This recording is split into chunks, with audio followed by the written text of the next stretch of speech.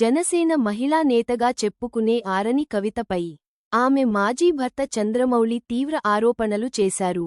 ఆరని కవిత పక్కా YCP covert అంటూ ఆయన విమర్శించారు. చిత్తూరు ప్రెస్ క్లబ్లో మీడియాతో మాట్లాడిన చంద్రమౌళి 2017 నుంచి తమ మధ్య వివాదాలు కొనసాగుతున్నాయని, తనపై అనేక తప్పుడు కేసులు నమోదు చేసి వేధింపులకు గురిచేస్తోందని ఆరోపించారు. 2021లో తాము విడాకులు తీసుకున్నామని తెలిపారు.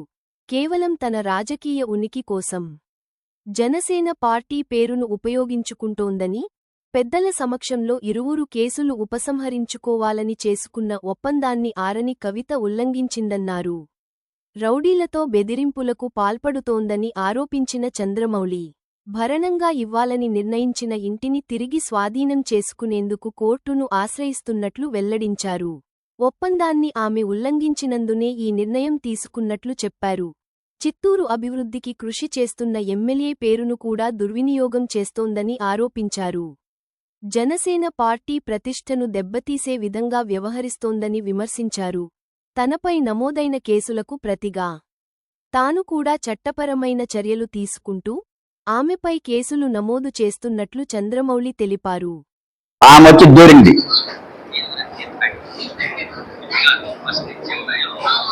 నన్ను రానికుండా నా ఇంట్లో నుంచి నన్ను తరివేసింది.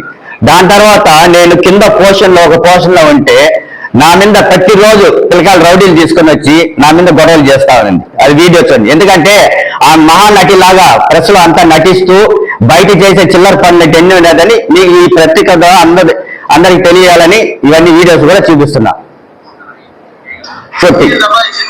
పిల్లకాయలు పెట్టుకొని పగలగొట్టి ఇంత దౌర్జన్యం చేస్తా ఉంది.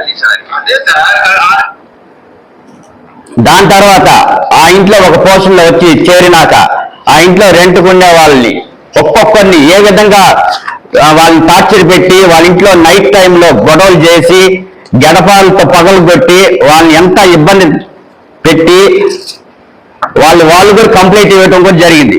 2 టౌన్ పోలీస్ స్టేషన్ లో వాళ్ళు కూడా కవిత పైన కంప్లైంట్ ఇవ్వడం కూడా జరిగింది. ఇచ్చినాము, సిఐకి ఇచ్చినాము. రేపు డైరెక్ట్ గా పోయి మేము పవన్ కళ్యాణ్ కానీ నారా చంద్రబాబు నాయుడు గారిని లోకేష్ గారు కూడా కలిసి అన్నికి మేము అంతా ఇస్తున్నాము.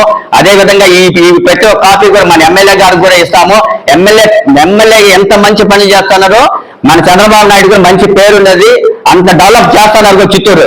ఆయన అడ్డం పెట్టుకొని ఈయన అరాచకాలు చేస్తున్నది. ఎమ్మెల్యే పేరు చెప్పుకొని అరాచకాలు చేస్తున్నది. బలి సంఘం అనే సంఘం లేకపోతే నువ్వు ఏమైనా యూత్గా ఉంటావు. ఇప్పుడు నన్ను మోసం చేసి అన్ని రాసుకొనేసి నన్ను చీట్ చేసింది. నేను ఆమెను పెట్టిన ప్రతి ఒక్క కేసు విత్డ్రా చేశా. ప్రతి ఒక్క కేసులన్నీ విత్డ్రా చేసిన కేసులు ఇవన్నీ ప్రతి ఒక్క కేసు విత్డ్రా చేసినా నేను. నువ్వెందుకు చేయలేదు? సామరస్యంగా పోవాలా, మనకు వద్దు అనుకునే నేనేదో ప్రెస్ మీట్లో మహానటిలాగా నటించింది. ఆమెకి డబ్బు లేదన్నారు. నువ్వు వేసిన డబ్బు 5 లక్షలు ఇచ్చేసి నేను ఆమెకి ఇచ్చేస్తాను. అయినా ఆ ఇంటికి కూడా నీకేం సంబంధం లేదు. ఇట్లా పనికి మాటలన్నీ ఊరికే ప్రెస్ ఉందనే ప్రెస్ మీటింగ్ పెట్టుగా పనికి మాటలన్నీ కట్ చేసుకొని నీ బతికేమో నువ్వేమో ఈ ప్రపంచానికే తెలిసే విధంగా అన్నీ ఉన్నాయి. ప్రతి ఒక్కరికి కూడా తెలుసు. కాబట్టి ఎంతవరకు అంతవరకు నువ్వు ఒక కోవట్టు.